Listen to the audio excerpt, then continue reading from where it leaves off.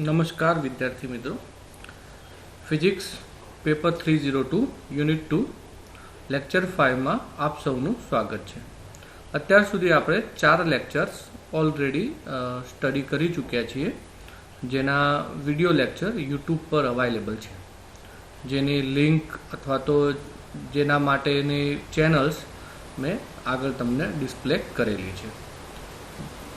જે લોકોને લેક્ચર્સ જોવામાં અથવા તો સમજવામાં કોઈ તકલીફ પડતી હોય એ વિદ્યાર્થીઓ જે કંઈ ઇસ્યુ હોય એ ઇસ્યુ નોટ ડાઉન કરી અને ગ્રુપની અંદર અથવા તો પછી જ્યારે રૂબરૂ મળવાનું થાય ત્યારે મને કહી શકે છે. લેક્ચર 5ની શરૂઆત કર્યા પહેલાં સૌથી પહેલાં આપણે લેક્ચર 4માં એટલે શું સ્ટડી કર્યું હતું એના વિશે થોડો અભ્યાસ કરી લઈએ અને પછી આપણે આ લેક્ચરની શરૂઆત કરીએ. આગળ જે આપણે કરેલું હતું એનું એકવાર રિવિઝન લઈ લઈએ. તો આગળ આપણે લેક્ચર 4ની અંદર એમીટર બાયસ સાથેનો વોલ્ટેજ વિભાજક પરિપથ સમજાવો, જે બહુ આઈએમપી ક્વેશ્ચન હતો એની ચર્ચા કરેલી કે ભાઈ એમીટર બાયસ શું છે અને કઈ રીતે આપણે આ પરિપથનો ઉપયોગ કરી અને ટ્રાન્ઝિસ્ટરમાં તાપમાન સાથે જે સ્ટેબિલિટી બદલાય છે, સ્ટેબિલિટી ઘટાડો થાય છે, એને આપણે કઈ રીતે કંટ્રોલ કરી શકીએ એ પણ સાથે સમજાતા. એની આકૃતિ, એની કાર્યપદ્ધતિ બધું જ આપણે આગલા લેક્ચરની અંદર સમજેલા છે, જે તમે કોઈ પણ સમયે યુટ્યુબ પરથી એ લેક્ચરની સિરીઝ જોઈ શકો છો. પછી આપણે એ પણ જોયું હતું બેઝિક ટ્રાન્ઝિસ્ટર એમ્પ્લીફાયર શું છે, એટલે કે ટ્રાન્ઝિસ્ટરનો જે એમ્પ્લીફાયર તરીકે યુઝ થાય છે તો એના ફંડામેન્ટલ્સ જે બેઝિકલી આપણે જોઈએ છીએ એની આપણે ચર્ચા કરી હતી. અને સાથે સાથે આપણે એ પણ જોયું હતું કે જે કોમ્પ્લેક્સ સર્કિટ્સ હોય એ સર્કિટ્સનું સાદું રૂપાંતર કંઈક કરી અને કેવી રીતે આપણે બેઝિકલી એના મૂળભૂત પેરામીટરો શોધી શકીએ છીએ. એના માટે આપણે 2 પોર્ટ ડિવાઇસ એન્ડ નેટવર્ક્સ પેરામીટરમાં કન્વર્ઝન કરીએ છીએ અને એના પરથી આપણે એના પેરામીટર્સ આપણે શોધી શકીએ છીએ. કુલ આપણે 3 ટાઈપના પેરામીટર્સ હોય છે: Z parameter, that is known as impedance parameters; Y parameters, that is known as admittance parameters; and the combination of above two means impedance and admittance, that is hybrid parameters. આ બધા parameters પણ આપણે કરી શકીએ છીએ. હવે એકવાર થોડું ફરી રિવાઇઝ લઈ અને પછી આપણે નવા ટોપિકની શરૂઆત કરીશું. તો બેઝિક ટ્રાન્ઝિસ્ટર એમ્પ્લીફાયર એ બેઝિકલી શું છે? તો તમારી સામે એક કોમ્પ્લેક્સ સર્કિટ મૂકેલી છે, જેની અંદર ઘણા બધા ટ્રાન્ઝિસ્ટર છે. અહીં આપણે જોઈ શકીએ છીએ 6 transistors, number of registers, number of capacitors, ઘણું બધું અહીંયા આપેલું છે. હવે આ ટ્રાન્ઝિસ્ટર પરિપથનું એનાલિસિસ કરવું હોય, તમારે એનું પૃથ્થકરણ કરવું હોય તો એના દરેક ટ્રાન્ઝિસ્ટરના ઇનપુટ શું હોઈ શકે, દરેક ટ્રાન્ઝિસ્ટરનું આઉટપુટ શું હોઈ શકે, એ બધી ડિસ્કશન, એ બધી વેલ્યુ શોધવી પડે, જે એકચ્યુઅલી અઘરું કામ છે. આપણે એ બધું ઇઝીલી શોધી શકતા નથી. Number of equations, number of analysis કરી અને આપણે આનો ઇનપુટ એકચ્યુઅલી શું હશે અને ફાઇનલી આઉટપુટ શું હશે એ બધી ડિસ્કશન કરી શકીએ છીએ. તો આવા કોમ્પ્લેક્સ સર્કિટ જ્યાં એક કરતાં વધારે ટ્રાન્ઝિસ્ટર, એક કરતાં વધારે રજિસ્ટર પરિપથોનો ઉપયોગ થતો હોય, એવી કોમ્પ્લેક્સ સર્કિટને આપણે સિમ્પ્લિફાઈડ કરી અને આપણે આપણા બધા જ પેરામીટર શોધી શકીએ છીએ અને જેના માટે હાઇબ્રિડ મોડેલ સર્કિટ્સનો યુઝ થાય છે. તો આવી કોમ્પ્લેક્સ સર્કિટને આપણે 2 પોર્ટ ડિવાઇસ એન્ડ નેટવર્ક્સ પેરામીટરમાં કન્વર્ઝન કરી અને ટૂંકમાં આપણે એવી રીતે ડિસ્કશન કરીએ છીએ કે આ જે સર્કિટ આખી હતી એને બ્લેક બોક્સ કન્સિડર કરીએ છીએ. એની અંદર જોવાનું જ નથી કે એકચ્યુઅલી એ પરિપથમાં શું હતું, કેટલા ટ્રાન્ઝિસ્ટર હતા, કેટલા રજિસ્ટર હતા, કશું જ જોવાનું નહીં. ફક્ત એના ઇનપુટ શું છે અને આઉટપુટ શું છે એ જ આપણે કન્સિડર કરવાના રહેશે. એટલે કે ઇનપુટમાં આપણે એના input voltage V1, input current I1, output voltage V2 અને આઉટપુટ કરંટ I2 શું છે, આ 4 વેલ્યુ જો આપણે શોધી લઈએ તો એના બધા જ પેરામીટર્સ, એનો કરંટ ગેઇન કેટલો હશે, એનો વોલ્ટેજ ગેઇન કેટલો હશે, એનો આલ્ફા કેટલો હશે, એનો બીટા કેટલો હશે, એના સિવાય જે હાઇબ્રિડ પેરામીટર્સ છે એ પણ આપણે બધા શોધી શકીએ છીએ. એટલે જ્યારે આપણે આવી જોઈએ છીએ ઘણીવાર કોમ્પ્લેક્સ સર્કિટ્સ હોય તો પછી એ સર્કિટ્સનું આખું એનાલિસિસ કરવાના બદલે નોર્મલી આપણે એને 2 પોર્ટ ડિવાઇસમાં કન્સિડર કરી, બ્લેક બોક્સ કન્સિડર કરી અને આપણે એના બધા જ પેરામીટર શોધી શકીએ છીએ. જે આપણે ડિસ્કશન કર્યું હતું એ પ્રમાણે એના કુલ 3 પેરામીટર્સ છે, that is Z, impedance, admittance અને આ બંનેનું કોમ્બિનેશન હાઇબ્રિડ. એટલે ટૂંકમાં આપણે હવે હાઇબ્રિડ પેરામીટર વિશે ડિસ્કશન કરીશું. આપણે ઝેડ અને વાયનું કામ નથી, પણ આપણે આવા કોમ્પ્લેક્સ સર્કિટોને એક 2 પોર્ટ્સ નેટવર્ક્સમાં કન્વર્ટ કરી, પોર્ટ 1 ઇનપુટ અને પોર્ટ 2 આઉટપુટમાં કન્વર્ટ કરી એના 4 પેરામીટર V1 I1 અને V2 I2 ની મદદથી આપણે એના હાઇબ્રિડ પેરામીટર શોધી અને બાકી દરેક પેરામીટર્સના મૂલ્યો શોધી શકીએ છીએ. એટલે આનું એનાલિસિસ થોડું સિમ્પલ થઈ શકે છે. હવે આપણે આપણા ક્વેશ્ચન બાજુ આગળ વધીએ. હવે જે હાઇબ્રિડ પેરામીટર છે પ્રાંચલ, એનો ઉપયોગ કરતા પહેલા આપણે થોડું કન્સિડરેશન, થોડું જે ધ્યાનમાં રાખવાની બાબતો છે એ છે, એ બધું આપણે ધ્યાનમાં રાખીને જ આપણે એનું કન્સિડરેશન કરી શકીએ. હવે જે ધ્યાનમાં રાખવાની બાબતો છે એમાં એવું છે કે આપણે કોઈ એક મોડમાં જવું પડે. આપણે આ પેરામીટર્સ અથવા તો આ જે મોડેલ છે, જે 2 પોર્ટ નેટવર્ક કહેવાય અથવા તો હાઇબ્રિડ મોડેલ કહેવાય છે, એનું એનાલિસિસ કરવા માટે આપણે કોઈ એક મોડની અંદર જવું પડે. આપણી પાસે 2 ટાઈપના મોડ છે. પહેલો મોડ એવો છે કે આપણે ઇનપુટમાં વોલ્ટેજ સોર્સ કન્સિડર કરીએ અને આઉટપુટમાં કરંટ સોર્સ કન્સિડર કરીએ. એટલે ઇનપુટ તરીકે વોલ્ટેજ આપીએ અને આઉટપુટ તરીકે કરંટ કન્સિડર કરીએ. એ આપણો પહેલો મોડ છે. અને the second mode is input આપણે કરંટ સોર્સ તરીકે કન્સિડર કરીએ અને આઉટપુટ આપણે વોલ્ટેજ સોર્સ તરીકે કન્સિડર કરીએ. આ 2 ટાઈપના મોડમાં આપણે યુઝ કરી શકીએ છીએ. ઇનપુટ તરીકે વોલ્ટેજ સોર્સ અને આઉટપુટ તરીકે કરંટ સોર્સ, આ આપણો પહેલો મોડ છે. ઇનપુટ તરીકે કરંટ સોર્સ અને આઉટપુટ તરીકે વોલ્ટેજ સોર્સ એ આપણો બીજો મોડ છે. પણ નોર્મલ કિસ્સાઓની અંદર આપણે હંમેશા ઇનપુટમાં વોલ્ટેજ સોર્સ કન્સિડર કરીએ છીએ. એટલે હવે આપણે જે ડિસ્કશન કરીશું હાઇબ્રિડ પેરામીટર્સનું અપ ટુ સેમ 5 સેમ 6, જ્યારે જો તમે ફિઝિક્સ રાખવાના હોય તો આપણે આ મુદ્દાને પકડી રાખીશું. ઇનપુટ ઓલવેઝ વોલ્ટેજ સોર્સ લેવામાં આવે છે. એટલે કે ઇનપુટ જ્યારે આપણે કન્સિડર કરીએ, જ્યારે વોલ્ટેજને ધ્યાનમાં લેવાના આવે કે આ પરિપથના વોલ્ટેજ શું હોઈ શકે, શું બેઝિકલી વોલ્ટેજ છે, તો હંમેશા VI એટલે કે V1 એને ઇનપુટ વોલ્ટેજને જ કન્સિડર કરવામાં આવશે. સિમિલરલી આઉટપુટમાં આપણે કરંટ સોર્સ કન્સિડર કરીએ છીએ. આપણે આઉટપુટમાં હંમેશા કરંટ સોર્સ કન્સિડર કરીશું. એટલે કે જ્યારે કરંટનું ડિસ્કશન કરવાનું થાય, કરંટના ઇક્વેશન મેળવવાના થાય, તો આપણે હંમેશા આઉટપુટ કરંટનું ઇક્વેશન શોધવાનું થશે, દેટ ઇઝ IO અથવા તો I2 તરીકે કન્સિડર કરીશું. તો આ 2 મુદ્દા ખાસ ધ્યાન રાખવા. આપણે મોડ 1 માં જઈએ છીએ, આપણે મોડ 2 નથી જતા, જેમાં ઇનપુટ કરંટ સોર્સ છે અને આઉટપુટ વોલ્ટેજ સોર્સ છે. આપણે મોડ 1 માં જઈએ છીએ, જેમાં ઇનપુટ તરીકે વોલ્ટેજ સોર્સ રાખીશું અને આઉટપુટ તરીકે કરંટ સોર્સનો ઉપયોગ કરીશું. એટલે જ્યારે વોલ્ટેજનું સૂત્ર લેવાનું થાય ત્યારે ઇનપુટ વોલ્ટેજનું જ સૂત્ર લેવાનું થશે, VI અથવા તો V1, અને જો કરંટનું સૂત્ર લેવાનું થાય તો આઉટપુટ કરંટનું સૂત્ર લેવાનું થશે, એટલે કે IO અથવા તો I2. આ 2 મુદ્દા ધ્યાન રાખી અને હવે આપણે આપણા ઇક્વેશન્સ જોઈ લઈએ. તો આપણે કહ્યું એ પ્રમાણે વોલ્ટેજને ધ્યાનમાં લેવામાં આવે તો હંમેશા ઇનપુટ વોલ્ટેજ જોવામાં આવશે, અને જો કરંટને ધ્યાનમાં લેવામાં આવે તો હંમેશા આપણે આઉટપુટ કરંટને કન્સિડર કરશું. તો હવે આપણે ઇક્વેશન બનાવીએ. તો ઇનપુટનું ઇક્વેશન, જો આપણે વોલ્ટેજનું ઇક્વેશન બનાવવાનું થાય તો આપણે કોને કન્સિડર કરશું? V1 ને. એટલે કે V1 થી બનશે. અને જો કરંટનું ઇક્વેશન બનાવવાનું થાય તો આપણું આઉટપુટ કરંટ એટલે કે I2 થી બનશે, કારણ કે આપણો સોર્સ છે. ઇનપુટ એ વોલ્ટેજ સોર્સ છે અને આઉટપુટ એ કરંટ સોર્સ છે.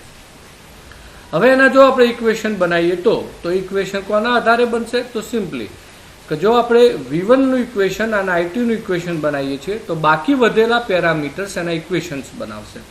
એટલે V1 માં આપણે જોઈએ તો બાકી વધેલા પેરામીટર્સ કયા છે? દેટ ઇઝ I1 અને V2. આ બંને પેરામીટર્સ ભેગા મળી અને આનું ઇક્વેશન બનાવશે. સિમિલરલી I2 નું ઇક્વેશન્સ પણ આપણા એ જ 2 પેરામીટર એટલે કે I1 અને V2 ની મદદથી બનાવાશે. તો I1 પ્લસ આપણા V2, આની મદદથી આપણે આના ઇક્વેશન્સ બનાવીશું. પણ હવે શું થશે કે એના જે મલ્ટીપ્લાયર છે, એનો જે પ્રોડક્ટ ગુણાકારમાં જે આપણે મૂકવાના છીએ વેરિયેબલ, જે અહીંયા ખાલી જગ્યાઓ છે 1, 2, 3 અને 4, આ વેરિયેબલ્સ જે આપણે મૂકીશું એ હાલ આપણી અનુકૂળતા માટે જે હાઇબ્રિડ મોડેલ છે આપણું હાઇબ્રિડ મોડેલ છે એટલે એના વેરિયેબલને આપણે મૂકીએ છીએ. તો ધારો કે આપણે અહીંયા પહેલી જગ્યા પૂરવા માટે જે વેરિયેબલ ઉપયોગ કરીએ એને હું કહું H11. બીજી જગ્યા પૂરવા માટે જે વેરિયેબલનો આપણે ઉપયોગ કરીએ એને હું કહું H12. ત્રીજી જગ્યા પૂરવા માટે એટલે કે આ 1 વાળું ઇક્વેશન છે. અહીં ખાસ જુઓ, આપણે ઇનપુટ સોર્સ છે એટલે V1 વાળું ઇક્વેશન છે એટલે આ ઇક્વેશન 11 અને આ ઇક્વેશન 12 થશે. અહીં આપણો કરંટ સોર્સ એટલે કે I2 છે તો I2 માટે જે આપણે મૂકીશું I21 એટલે કે H21 પેરામીટર્સ અને આપણે મૂકીશું H22. તો હવે આપણું ઇક્વેશન થશે V1 is equal to H11 I1 plus H12 V2 and I2 is equal to H21 I1 plus H22 V2.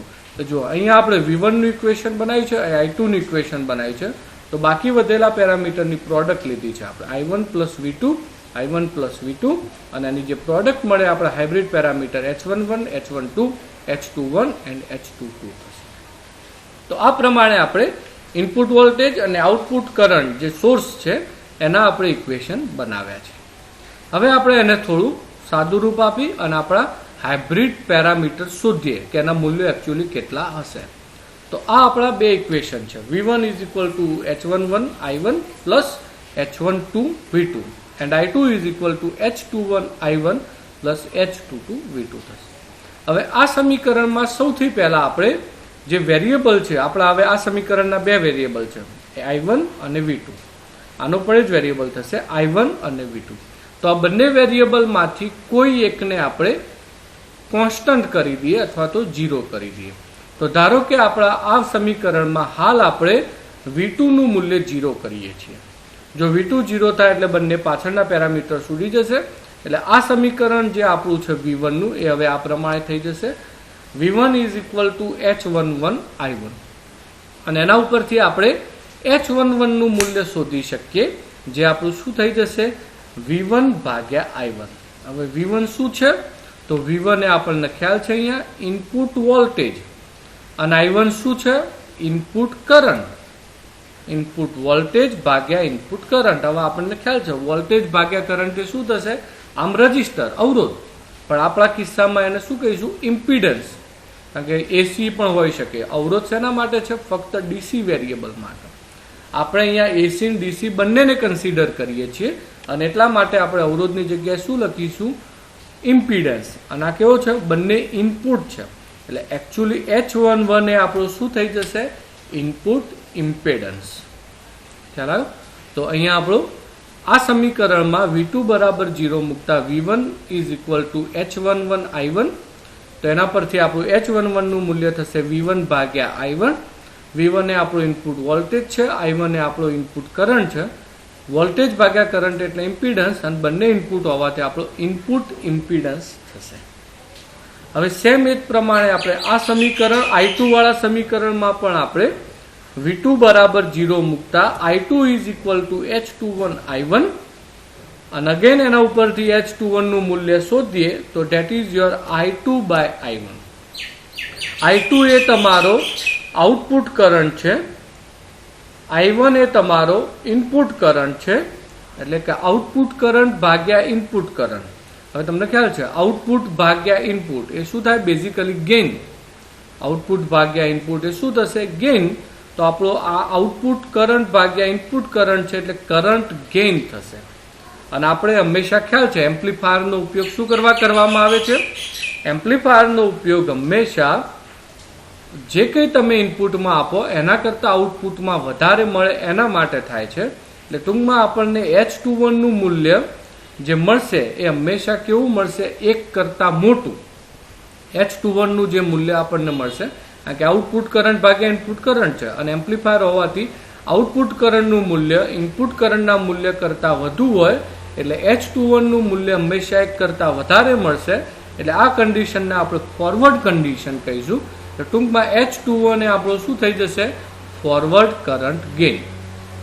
ખ્યાલ આવ્યો? આ બંને મૂલ્યો H11 એ આપણું શું થઈ જશે ઇનપુટ ઇમ્પિડન્સ અને H21 એ શું થઈ જશે આપણું ફોરવર્ડ કરંટ ગેઇન. અગેન આપણે હવે આ બે ઇક્વેશનમાં આપણો બીજો જે વેરિયેબલ છે એને ઓમિટ કરીએ છીએ. બીજો વેરિયેબલ શું છે I1. તો હવે આપણે અહીંયા I1 બરાબર 0 મૂકતા, જો તમે I1 નું મૂલ્ય 0 મૂકો તો હવે આપણું સમીકરણ થઈ જશે, પહેલું સમીકરણ V1 is equal to H12 V2 થઈ જશે. અગેન આના ઉપરથી H12 નું મૂલ્ય શોધીએ તો H12 is equal to V1 ભાગ્યા V2. હવે અહીં ખાસ જુઓ, V1 એ શું છે? ઇનપુટ વોલ્ટેજ, અને V2 એ શું છે? Output voltage. હવે તમને ખ્યાલ છે એમ્પ્લીફાયરનો ઉપયોગ હંમેશા ઇનપુટ કરતા આઉટપુટ વધારે મળે. હવે તમે આ કન્ડિશન અહીંયા લાગુ પાડો તો અહીંયા આઉટપુટનું મૂલ્ય એટલે કે જે ભાગાકારમાં છે એનું મૂલ્ય મોટું મળશે કમ્પેરેટિવલી ઇનપુટ કરતા. એટલે આ એકચ્યુઅલી વોલ્ટેજ રેશિયો છે. V1 ભાગ્યા V2 એટલે શું છે? બે વોલ્ટેજનો રેશિયો, ભાગાકાર વોલ્ટેજ રેશિયો છે. પણ અહીંયા આપણને ખાસ એ ધ્યાન રાખવું કે આ રેશિયો કેવો મળશે. તો આઉટપુટ વોલ્ટેજ નીચે છે અને ઇનપુટ વોલ્ટેજ ઉપર છે, એટલે આ રેશિયોનું મૂલ્ય હંમેશા 1 કરતાં નાનું મળશે, અને એટલા માટે આપણે આને વોલ્ટેજ રેશિયો કહીશું. પણ એ કેવો હશે? રિવર્સ. જેમ કરંટ ગેઇન આપણને મળ્યો હતો એ હંમેશા 1 કરતાં મોટો મળે એટલે આને ફોરવર્ડ કહેવાય. જ્યારે આનું મૂલ્ય હંમેશા 1 કરતાં ઓછું મળે એટલે આને શું કહીશું આપણે? Reverse voltage ratio. સિમિલરલી આપણે I2 નું મૂલ્ય આ સમીકરણ ઉપરથી શોધીએ, જ્યાં I1 આપણો 0 થઈ જશે એટલે I2 is equal to H22 V2 થશે. H22 નું મૂલ્ય આ સમીકરણ ઉપરથી જો શોધવામાં આવે તો H22 ઇઝ ઇક્વલ ટુ શું થશે? તો I2 ભાગ્યા V2. I2 ભાગ્યા V2 જે એકચ્યુઅલી શું છે? I2 એ આપણો છે આઉટપુટ કરંટ અને V2 એ શું છે? આપણો આઉટપુટ વોલ્ટેજ. હવે જો આ પદ ઉલટું હોત તો શું થોત? આઉટપુટ વોલ્ટેજ ભાગ્યા આઉટપુટ કરંટ, વોલ્ટેજ ભાગ્યા કરંટ એટલે ઇમ્પિડન્સ. જો આ પદ ઉલટું હોત તો આપણું શું થઈ જત? આ ઇમ્પિડન્સ. પણ હવે ઇમ્પિડન્સ નથી, આ એકચ્યુઅલી ઊંધું છે. આઉટપુટ કરંટ ભાગ્યા આઉટપુટ વોલ્ટેજ. તો કરંટ ભાગ્યા વોલ્ટેજ એ શું થશે? 1 અપન ઇમ્પિડન્સ, અને 1 અપન ઇમ્પિડન્સનો મતલબ શું થાય? એડમિટન્સ. એ એકચ્યુઅલી શું થઈ ગયો? આપણો એડમિટન્સ. અને આઉટપુટમાં છે એટલે આપણો આઉટપુટ એડમિટન્સ થશે. તો H22 એ શું છે? આપણો આઉટપુટ એડમિટન્સ છે.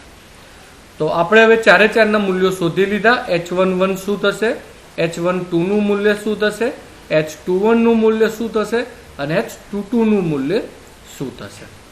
હવે વિદ્યાર્થી મિત્રો ખાસ ધ્યાન રાખો. હવે હું તમને એમ કહું કે H21 શું હતો? તો મોટા ભાગના વિદ્યાર્થીઓને અથવા તો અમને પણ આ વસ્તુ યાદ રહેતી નથી કે H21 શું હતો, H11 શું હતો, H22 શું હતો અને H12 શું હતો. કારણ કે આમ વસ્તુ સીધી યાદ રહેવી નથી. આપણે એનું પ્રોપર સિમ્બોલિક રિપ્રેઝન્ટેશન જોઈએ. જેમ કે તમને એમ કહેવામાં આવે કે VI તો તમે તરત સમજી જાઓ ઇનપુટ વોલ્ટેજ, VO મતલબ આઉટપુટ વોલ્ટેજ, તમને એમ કહેવામાં CE એનો મતલબ કોમન એમીટર. તો તમે ઇઝીલી સમજી શકો એવા સિમ્બોલ્સ જોઈએ. H12, H21, H22 અથવા તો H12 આ બધા વેરિયેબલ્સ ઇઝીલી સમજી શકાય એવા નથી. તો એને ઇઝીલી સમજવા માટે આપણે એના ફોર્મેશનમાં થોડો સુધારો કરીશું. શું કરીશું જોઈએ કે H11 એ ઇનપુટ ઇમ્પિડન્સ છે. H11 એ ઇનપુટ ઇમ્પિડન્સ હોવાથી આપણે એને ઇઝીલી યાદ રાખી શકીએ એના માટે હવે એનું ફોર્મેશન આપણે 11 ના બદલે HI કરી દઈએ. તો HI એટલે હવે તમે ઇઝીલી સમજી શકો, I મીન્સ ઇનપુટ ઇમ્પિડન્સ.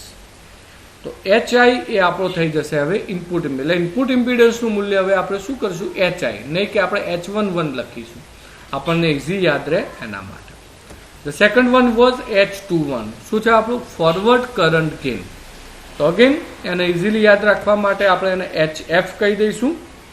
તો હવે આપણો ફોરવર્ડ કરંટ ગેઇન એ શું થઈ જશે? HF. ત્રીજા નંબરે જે આપણો હતો H12, that is reverse voltage ratio, જેને આપણે હવે ઇઝીલી યાદ રાખવા માટે એનો પહેલો શબ્દ લઈને બનાવીશું HR, that is reverse voltage ratio. Again આપણો લાસ્ટ વન છે H22, જે આપણો છે આઉટપુટ એડમિટન્સ. આઉટપુટ એડમિટન્સ માટે આપણે લઈ લઈશું HO, જે તમારો થઈ જશે આઉટપુટ એડમિટન્સ. હવે આપણે એને ઇઝીલી યાદ રાખી શકીએ. HI input impedance, HF forward current gain, HR reverse voltage ratio HO, that is output admittance. હવે તમે મને પૂછો અથવા તો કોઈ પણ ને પૂછો તો ઇઝીલી યાદ રહે કે HF શું છે તો ફોરવર્ડ કરંટ ગેઇન, HR શું છે રિવર્સ વોલ્ટેજ રેશિયો, HI શું છે ઇનપુટ ઇમ્પિડન્સ અને HO શું છે આઉટપુટ એડમિટન્સ. તો આ વસ્તુ હવે ઇઝીલી યાદ રહી શકે. સિમ્બોલિક રિપ્રેઝન્ટેશનમાં હવે આને આપણે ઇઝીલી યાદ રાખી શકીએ છીએ. એટલે ભવિષ્યમાં આપણે H11, 12, 21, 22 એવા સિમ્બોલ્સના બદલે આપણે જે હવે રેગ્યુલર સિમ્બોલ્સ નવા આઈડેન્ટિફાઈ કર્યા એ સિમ્બોલ્સનો આપણે ઉપયોગ કરીશું. That is HI, HF, HR અને HO. સિમિલરલી હવે એમના એકમો શું થશે, H પ્રાંચલોના એકમો શું છે તો ઇઝીલી તમને હવે ખ્યાલ આવશે કે ભાઈ HI નો એકમ શું થશે તો ઇમ્પિડન્સ છે, અવરોધ છે. અવરોધનો એકમ શું હોય ઓહ્મ્સ. HI ઇનપુટ ઇમ્પિડન્સ જેનો એકમ શું થઈ જશે ઓહ્મ્સ. ફોરવર્ડ કરંટ ગેઇન બે કરંટનો ભાગાકાર, ઉપર પણ કરંટ નીચે પણ કરંટ. જો બે સરખી રાશિનો ભાગાકાર એટલે શું થાય યુનિટ લેસ, એનો કોઈ એકમ હોય નહીં. Similarly HR reverse voltage ratio, again voltage ratio બે વોલ્ટેજનો ભાગાકાર છે, V ભાગ્યા V ઉડી જાય એટલે આ પણ રાશિ શું થશે HR, એની પણ યુનિટ લેસ, એની પણ કોઈ એકમ આવશે નહીં. અને ફાઇનલી HO આઉટપુટ એડમિટન્સ, ઇમ્પિડન્સનું ઊંધું તો એડમિટન્સનો એકમ ઓહ્મ્સ ઇન્વર્સ જેને મોહ તરીકે ઓળખાય છે, MHO જેને પહેલા OH એમ કહેવાય એનું ઉલટું કરો તો MHO ઓહ્મ્સ ઇન્વર્સ જેને આપણે આઉટપુટ એડમિટન્સનો એકમ કહીશું. તો આ ચાર એના એકમ થઈ ગયા. એટલે ટૂંકમાં ઇનપુટ ઇમ્પિડન્સ અને આઉટપુટ એડમિટન્સનો એકમ છે. ફોરવર્ડ કરંટ ગેઇન્સ અને રિવર્સ વોલ્ટેજ રેશિયો એના એકમ નથી. તો હવે આ પ્રમાણે આપણે ફાઇનલી આ નવા યુનિટ આઈડેન્ટિફાઈ કરી લીધા છે. અગેન એને વધારે સિમ્પ્લિફાઈડ એટલે કે વધારે સારી રીતે સમજીએ આપણે. આપણો 2 પોર્ટ ડિવાઇસ છે. હવે સિમ્પલી આપણે સમજીએ. હવે તમને યાદ રહેશે જેમ કે હું ફરી વાર બોલી લઉં. HI તો input impedance, HR reverse voltage ratio, HF forward current gain, HO output admittance. Easily યાદ રહી જશે હવે તમને. એ પ્રમાણેના આપણે બનાવ્યા છે. હવે આપણને ખ્યાલ છે કે આપણી પાસે ટ્રાન્ઝિસ્ટરાઇઝ એમ્પ્લીફાયર જ્યારે બનાવીએ ત્યારે આપણે એના 3 કન્ફિગ્યુરેશન યુઝ કરીએ છીએ, કોમન એમિટર, કોમન બેઝ અને કોમન કલેક્ટર. તો હવે આપણને કઈ રીતે ખ્યાલ આવે કે આ કોમન એમિટરનું છે, કોમન બેઝનું છે, કોમન કલેક્ટરના હાઇબ્રિડ પેરામીટર છે. તો અગેન આપણે એને વધારે સિમ્બોલિક રિપ્રેઝન્ટેશન કરીએ, વધારે સારી રીતે સિમ્બોલ્સ આપીએ તો હવે આ પ્રમાણે આપી શકાય. જો કોમન એમિટર એમ્પ્લીફાયર હોય તો જે આપણો HI હતો ઇનપુટ ઇમ્પિડન્સ એના આપણે હવે શું કહીશું HI ના બદલે આપણે કયા નામ તરીકે ઓળખીશું HIE, પાછળ વધારાનો E લગાવીશું, E ફોર કોમન એમિટર જે એમિટરનો છે એ. તો HIE કરીશું આપણે. ફોરવર્ડ કરંટ ગેઇન તો અગેન આપણે એનું સિમ્બોલિક રિપ્રેઝન્ટેશન બદલીને શું કરી દઈશું HFE, E for common emitter. Reverse voltage ratio તો એનું આપણે સિમ્બોલિક રિપ્રેઝન્ટેશન બદલીને શું કરી દઈશું HRE, RE means reverse voltage ratio for common emitter. Output admittance for common emitter આપણે શું કરીશું HOE, પાછળ E લગાવી દઈશું. તો દરેકની પાછળ E લગાયા છે, it means it is four common emitter. તો ધારો કે હવે HFE લખ્યો હોય તો આપણે સમજી લેવું કે that it is forward current gain for common emitter. બરાબર, આપણો જે સર્કિટ છે કોમન એમિટર છે અને એનું ફોરવર્ડ કરંટ ગેઇન છે. તમને HRE આપ્યો હોય તો you can easily now identify that is reverse voltage ratio for common emitter. જો કોમન બેઝ હોય તો શું થઈ જશે સિમ્પલી એમિટરનો જે આપણે E હતો એ આપણે અહીં લખ્યો. તો હવે આપણે બેઝનો જે B છે એના આપણે અહીં લખવાનું થશે. તો HI ની જગ્યાએ શું લખવું પડશે input impedance is now HIB. Now forward current gain is HFB. Now reverse voltage ratio is HRB. And finally output admittance જે આપણો છે શું થઈ જશે HOB. દરેકના પાછળ B લાગી જાય, it means it is four common base configuration. Now finally common collector, તો હવે તમે ઇઝીલી આઈડેન્ટિફાઈ કરી શકો. Input impedance that is HIC, it is for common collector. Forward current gain that is HFC, it is for common collector, C for common collector. And reverse voltage ratio, again it is for common collector, that is HRC. And finally output admittance, that is HOC. તો આ પ્રમાણે આપણે ત્રણે configuration માટે આપણા hybrid પેરામીટર્સના મૂલ્યો શોધી શકીએ છીએ, તો આઈડેન્ટિફાઈ કરી શકીએ. હવે જુઓ, simply now you have a proper idea, તમારી પાસે એકદમ ક્લિયર કટ વેલ્યુ હોય, જો તમારી પાસે V1, I1, V2 and I2 આ ચારની વેલ્યુ હોય, તો આ ચારની કિંમત મૂકી અને તમે HI, HF, HR અને HO ચારના મૂલ્યો શોધી શકો છો. તમારો ઇનપુટ ઇમ્પિડન્સ શું હશે, ફોરવર્ડ કરંટ ગેઇન શું હશે, રિવર્સ વોલ્ટેજ રેશિયો શું હશે અને આઉટપુટ એડમિટન્સ શું હશે. અને એક વખત તમે આ ચારના વેલ્યુ શોધી લીધી, HI, HF, HR અને HO, તો તમે પછી બાકી દરેક એના જે ટ્રાન્ઝિસ્ટરના જે એમ્પ્લીફાયરના જે મૂલ્યો છે અથવા તો એમ્પ્લીફાયરના જે બાકીના જે એનાલિસિસ છે એ દરેક એનાલિસિસ તમે ઇઝીલી કરી શકો છો. એટલે ટૂંકમાં હવે તમને ખ્યાલ આવી ગયો કે કોમ્પ્લેક્સ સર્કિટ આપણે કશું જ જોવાનું નથી, અંદર શું છે આપણે ડિસ્કસ કરતા જ નથી, કેટલા ટ્રાન્ઝિસ્ટર છે, કેટલા રજિસ્ટર છે, કેટલા કેપેસિટર છે. We just want to know input voltage, input current, output voltage and output current to find out the value of all parameters. આપણને ચાર ખબર હોય તો આપણે દરેક પેરામીટર્સ શોધી શકીએ અને ઇઝીલી તમે આ પરિપથનું એનાલિસિસ કરી શકો. એટલે હવે તમે ક્લિયર આઈડિયા આવશે કે બહુ કોમ્પ્લેક્સ સર્કિટો હોય જે એકચ્યુઅલી ટેલિકમ્યુનિકેશનમાં યુઝ થાય છે, જેમ કે તમારા મોબાઈલ્સ, તો તમારા મોબાઈલ્સમાં ઘણી બધી કોમ્પ્લેક્સ સર્કિટ છે, પણ હવે એનું એનાલિસિસ દરેક સ્ટેજ ઉપર કરવાની જરૂર નથી. તમારે ફક્ત એનો ઇનપુટ અને ફાઇનલ આઉટપુટ શું છે એ વસ્તુનું એનાલિસિસ કરો તો તમે તમારી આખી સર્કિટનું ઇઝી એનાલિસિસ કરી શકો છો.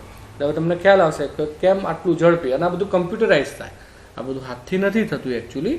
The all things will be done with the computer software. આ બધું કમ્પ્યુટર સોફ્ટવેરથી થાય.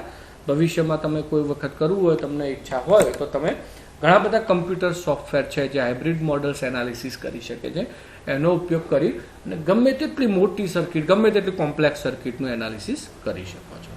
તો હાલ હવે આપણે અહીંયા આટલું રાખીએ છીએ.